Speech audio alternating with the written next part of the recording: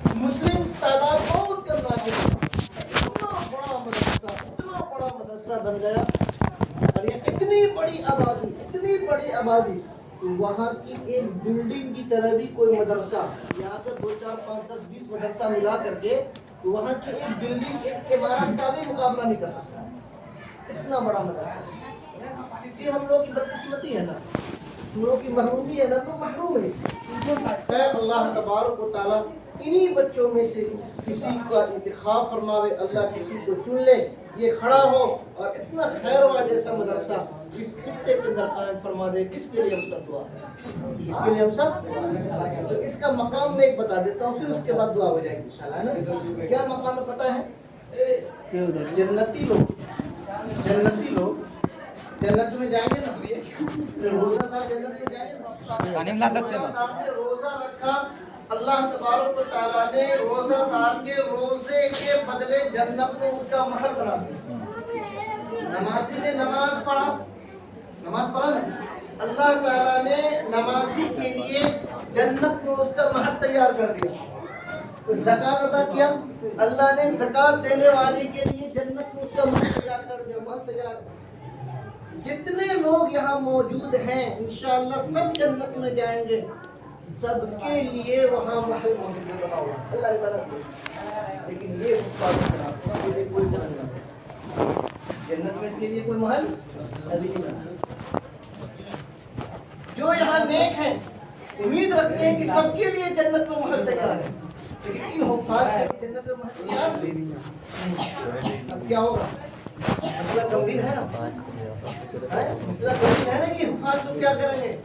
میرے محترم بزرگوں دوستوں، ہم لوگ بچپن میں سنا کرتے ہیں، بچپن میں یہ انگریز یا صاحب یا پہلے کے جو لوگ تھے مالدار زمیندار وغیرہ، اگر کوئی اس کا نوکر کوئی عمدہ کام کر دیتا تھا نا تو کہتا تھا ایسا ہے کہ تم 2 گھنٹے میں یا پورے دن میں میری زمین پہ چلو، جہاں تک تو چلے گا اتنی زمین تیرے نام کر دوں۔ ایسا سنا آپ نے؟ ایسا ہوتا نہیں ہوتا تھا۔ تو اللہ تبارک و تعالیٰ ان حفاظ کرام سے جنت میں کہے گا، کیا کہے گا؟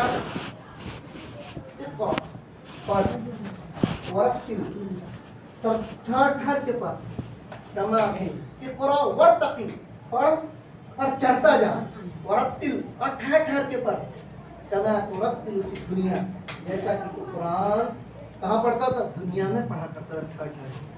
تو اللہ فرماتا ہے کہ تو پڑھتا جا، جنت کے درجوں پہ محلوں پہ چڑھتا جا، پڑھتا جا چڑھتا جا، پڑھتا جا چڑھتا جا، پڑھتا جا چڑھتا جا، جہاں تیری آخری آیت ہوگی 6665 آیت پڑھ لینے کے بعد جو آخری آیت ہوگی تمہاری 6666ویں آیت جو تمہاری ہوگی وہی جنت میں تیرا مقام ہوگا۔ اور پلٹ کے دیکھ، جتنا تو نے پڑھ کر گیا ہے، جتنا چڑھا ہے، ساری جنت تیرے ہو، ساری جنت۔ کتنی بڑی فضیلت ہے، بتائیے۔ ہم لوگوں کو بھی اپنے بچوں کو حافظ بنانا چاہیے کہ نہیں چاہیے؟ کیوں بنانا چاہیے؟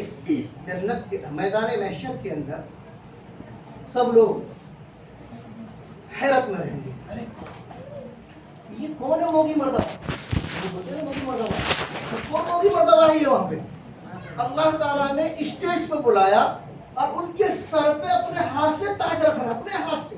یہ کون ہے؟ یہ مرد ہے، عورت ہے، کون ہے یہ؟